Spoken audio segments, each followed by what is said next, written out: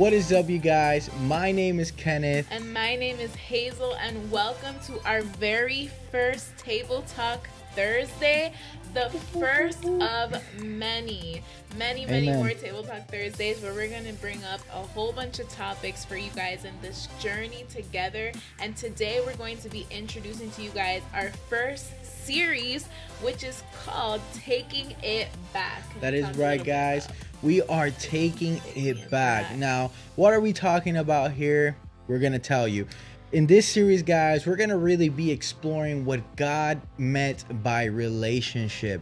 And we're going to include a lot of different things into this topic. But we're going to go along with what our church is doing right now. We're in a series of Temple, which is us. And we're going to explore this. But we saw from your guys' surveys that we did that it was such a popular topic. Like, everybody had something to do with the relationship. And that's exactly what we want to see from you guys. So in order for us to reach you guys, in order for us to know how to feed you guys in the spirit, the Lord put in our hearts this wonderful series, and we're gonna explore what relationship is in family settings and friendships and romantically from a godly perspective. And like we talked about in 1 Timothy 4:7-8, we are always training ourselves to be godly, guys. So, and Hazel's gonna take us to our very first point here to get us started. Yes, so the question in today's video that we're going to be asking ourselves is, are you in a religion with God? So what does that mean? Are you in a religion with God? Yeah, that's a very deep topic, and I think it's not just something that we can just say, oh, I get what they're going with, because I think a lot of the stuff that we're gonna probably make you think about and talk about here are exactly what you would call a relationship. Right. But where are we getting this from? Where are we getting this question from? If you have a Bible, go grab it, pause the video, whatever you need to do. But this is very important, guys. I don't think the phone Bible is going to work right now because you're on IGTV. Yeah. But we're going to be reading from Matthew 7, 21 through 23. Once again, Hazel's going to be reading from Matthew 7, 21 through 23. All right, so verse 21, not everyone who says to me, Lord, Lord, will enter the kingdom of heaven, but only the one who does the will of my Father who is in heaven. Many will say to me on the day, Lord, Lord, did we not prophesy in your name, and in your name drive out demons, and in your name perform many miracles? Then I will tell them plainly, I never knew you. Away from me, you evil doers. Amen. Amen. This is why, you guys, like, it's crazy to me. I mean, it blows my mind. Yeah. That this is, first off, this is Jesus talking. Okay. I don't want you guys to think that this is just a random disciple or something, John the Baptist, like, great guy. But this is Jesus talking. We're talking about Jesus here. Okay. He is the one that said, I will turn you away from coming into heaven, from coming into me. Like, this is Jesus. So this matters. And why it's crazy is because I think that we do a lot of different things today that to us mean that relationship, but they are exactly what Jesus was talking about here. Just because you perform miracles, just because you do signs and wonders does not mean you are in God, does not mean you are in a relationship with God. So where does that leave us, Hazel? I think that leaves us in one of our first points, which is talking about traditions. And a lot of the time we fall into a lifestyle of tradition because they're so strong in our families, right? We have the tradition of going to church on Sundays or Fridays, or Sunday is a sacred day, whatever it may be. A lifestyle of tradition often leads to a lifestyle of religion. And a lot of times we don't notice that. We fall into it and we don't notice that that's the life that we are living. Right. And just to go a little deeper, I grew up Christian, of course, and I think many people would say, oh, that's exactly why you are where you are. That's exactly why you do what you do. You were born and raised in that environment, XYZ. But I disagree with that because there was a point in my life where I had to recognize if Jesus, God, the Bible, Christianity was even true. Like, why do I want to do something if it's not true? And I think that's a fair question for every single believer, to test God for his word, to test him. He is the living God. So why don't we do it? But then what happens is, like she's saying, we go into these traditions that maybe our parents had good intentions to teach them to us, to show us and instruct us, but in our hearts or in our minds somewhere, it didn't reach that way. It just kind of became a routine that we did. So and that's exactly what happened to me. I mean, so many different things that I grew up doing, and then I was kind of like, oh, okay, this is cool and all, but then I hit a roadblock. Right. I think a lot of us, especially if we grew up in church or if we grew up in a family that was Christian, Catholic, whatever it may be, I think a lot of us kind of ran into that roadblock of like, why do you guys do this anyways? This is just a whole bunch of rules. This is a whole bunch of restrictions. Right. And us being in the age, in that mindset, it's kind of like, what am I doing this for anyways? I thought this was relationship and not religion. This seems like a whole bunch of just laws almost. Right. Just like, the Bible talks about all these laws. It seems like those laws are still in place almost. Can't get tattoos. Can't get piercings. I can't do this and that. And though those are, there's fine lines there, but still, these are things that the elders sometimes would tell us, that's a sin, or you can't come in here if you're wearing that, and it just becomes it's definitely something that'll discourage someone. Yeah, it'll turn off your fire for God, and your relationship for God will slowly just start dying, that fire that you once had for him, because of religion, simply because you live a lifestyle of religion. And he tells us, away from me, because I never knew you. It doesn't matter what you did in my name. It doesn't matter what you did for me or for your family. I never knew you. And that's Jesus talking, like we said in the beginning. And this is crazy because, I mean, just as Hazel is talking right now, I mean, like you're saying all of this, how even accidentally you can fall into a tradition in pleasing others and doing things a certain way without the conscious mentality of knowing that of whether or not you're doing it for God or not. And that's crazy to me, because it implies here that you have to have a conscious mind in seeking God. You can't just do it because tradition. You can't just do it because it's what mom said, or it's what pastor said, or it's a good thing. It implies something deeper. And I think that this can let's talk about some things that maybe what we're gonna we call this tasks, right? Like tasks versus serving. Right. Task list that we have to the complete. Task list. So let's get into tasks. So like we just briefly spoke about that religion stuff, and hopefully that gave you guys a strong definition, because when you're in a religious mindset or in a traditional mindset of doing things the way you do them, you go into tasks. Right. And then you go back and you call this, oh, I'm serving the Lord. But what is the difference here? Yeah, for sure. I think we talk about this a lot, where we both kind of hit that, like he said, that roadblock of like, what do I do now? I serve in church, and it's almost like we felt guilty because it's like we're coming to church, but we don't have that desire to even go and serve. So should I even serve? So it turns into like this never-ending cycle of just like, should I go? But I have to go. Should I go? It just turns into that, and it just turns into exactly what we're talking about. But you were mentioning also, sometimes our parents or our grandparents, whoever it was that were taking us to church, they have good intentions. They have the intention of, separate certain things for God. He deserves this time. In my house, I know it was on Sundays, we could not turn on the TV because we couldn't listen to certain songs. And it was just like, why? If I do it any other day of the week, why do I have to be fake? And on Sunday, I got to act Christian. Like I would get upset at my mom for that, because it'd be like, that's so hypocritical to me. But I didn't understand. I didn't ask questions. I didn't understand that it was simply the intentionality with God. It was simply, the need to fast, the need to sacrifice certain things, the need to set aside time with God. And we kind of missed the mark with that. We kind of just didn't care enough to be like, Mom, like, what do you Right. mean by that? Why'd you do that? So that's also another thing that really plays into, adds on to this task list, just Yeah, yeah, pleasing our family, the yeah. parents, whoever it may be.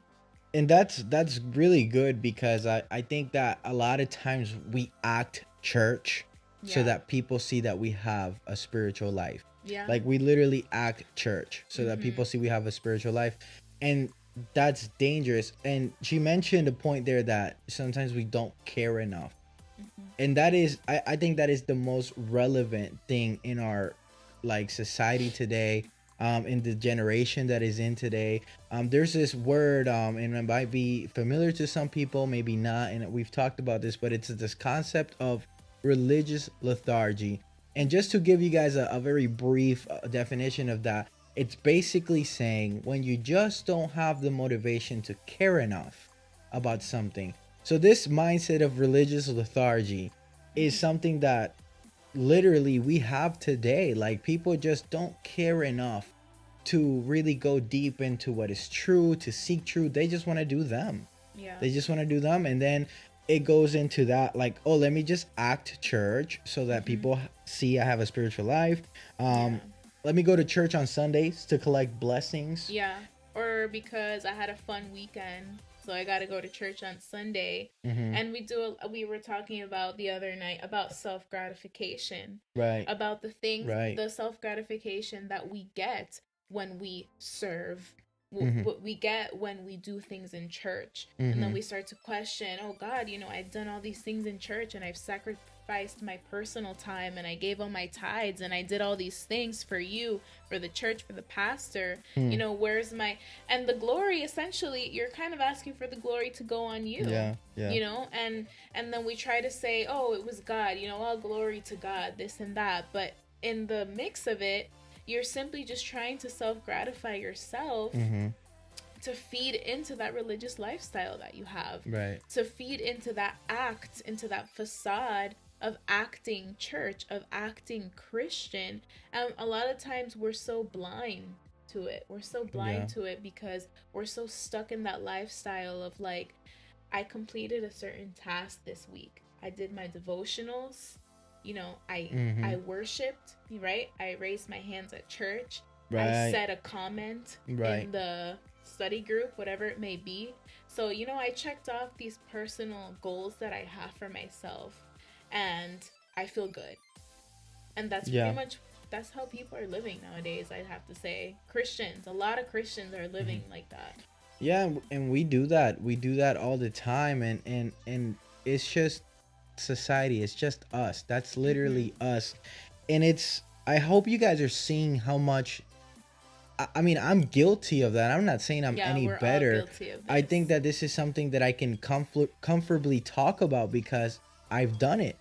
Like I've literally done this. Like, and this is something that even when you go to church regularly, you still face it because to say the truth, I don't think we all just want to go to church every single time. I don't think we all just want to pray every single time. Like this is something that is so like like if you're not careful of how you see things, you will go into a religious mindset thinking you're doing things right. Because again, it's a conscious thing. So I hope you guys are seeing the different paths that can lead you to the same thing. Yes, there's just different ways that we can fall into this mindset, and that's just something that I think it just keeps going deeper and deeper. And even when she was talking about the self gratification, I think it's important to mention that this issue is not just a issue of like it's not a superficial thing. It's not something that we are just like, oh, okay, I don't mean to do that. I don't mean to do this and that. I don't mean to be this way. I think it is deeper. I think it is something that naturally comes from us. So that points to it's a heart issue. Yeah, and to deny it would be really dishonest on our part. To deny that we are like that and that we don't seek self-gratification or Mm-hmm. self-glorify ourselves for things that we do is really dishonest, and that's Right. something that we should really pray to God to, Lord, like expose those things to me. Right. Expose those things to me because I don't want to fall into religious lethargy or being religious. Right. No, and that's exactly true. And then us as Christians in our path to getting closer to God, Mm-hmm. this is what pushes us away from God. This mentality, these traditions that we do because our heart isn't in the right place. And Right. there's another verse that I want to share with you guys here, and it's from Ezekiel 11:19. And we're not going to read it just because I don't want to take too much time, but it talks about God is telling Israel that he's going to break their heart of stone and he's going to give them a heart of flesh. And then he keeps going, and then he says, when you have this heart of flesh, then you will be able to keep my commands, then you will be able to keep my laws. And if you see it from one aspect, you're gonna say, oh, so you're gonna force us to do this now. But no, that's you missed it right there. God is just telling you how he's gonna break your heart, the stones, the things that you, the traditions that you have, that you've built, that you thought were God. And that's what God is saying. I'm gonna break that, and I'm gonna give you a real heart to Mm-hmm. have real relationship with me. Amen. And that is just a very strong point there. I mean, Yeah. what does that make you feel? Well, I think sometimes we might think of, if we've been in church for a long time, we think, the Lord already broke my heart of stone. I have a heart of flesh. I Mm, know this because I cry in his presence. mm-hmm, I feel his presence when mm-hmm, I read his word and when I listen to worship music and when I worship.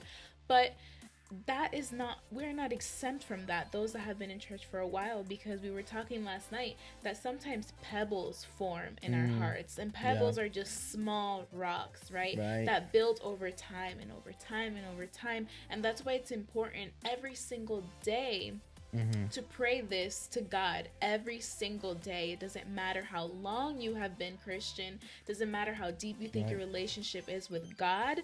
These pebbles can form every single day. Before every you know single it, day, our heart is once again a heart of stone. So this is something that is an every single day thing. It doesn't right. matter what position you have at church, it doesn't matter what calling you have in the church, what ministry you run in the church, it doesn't matter.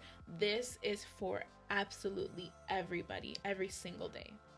And because it's for everybody every single day, and like she was saying, that concept about the pebbles, man, if if we're not careful, like that, it comes back.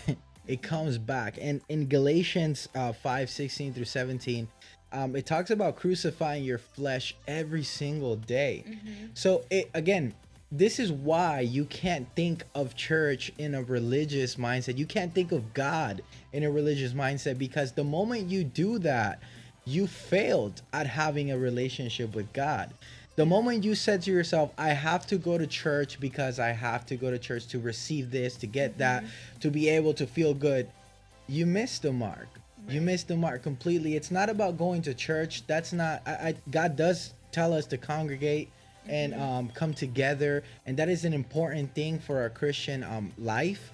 But the relationship is personal here that we're getting Right. to, and this traditional mindset, these pebbles that we keep accumulating over time after God already broke our heart, because we don't crucify our flesh daily. We give in to those desires. We think we're being led by the Spirit, but we're Mm-hmm. being led by our emotions. Emotions.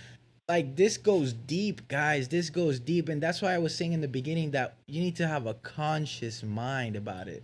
Right. Like, a conscious mind, because if you don't have a conscious mind, you're Mm-hmm. gonna go right back into those traditions or make new ones. Yeah. Yeah, hopefully this question, are you in a religion with God, definitely led to some type of self-reflection. That's really Mm-hmm. what we want from this series. That's what we want from this video. So hopefully it Yes. led to a little bit of, that mindset of, man, Mm-hmm. am I in a religion with God? Even I asked myself that. Kenneth asked himself that. Right. It's okay to ask yourself that. Please do. It's important. Right. Right. And that is fair. And when you're asking yourself about serving, just remember, guys, if you're serving God genuinely, um, it comes from a new heart. That's how you genuinely serve God, from a heart that is made new. So we just want to leave you guys with that word. God bless you guys, and we will see you on the next one. We'll see you guys.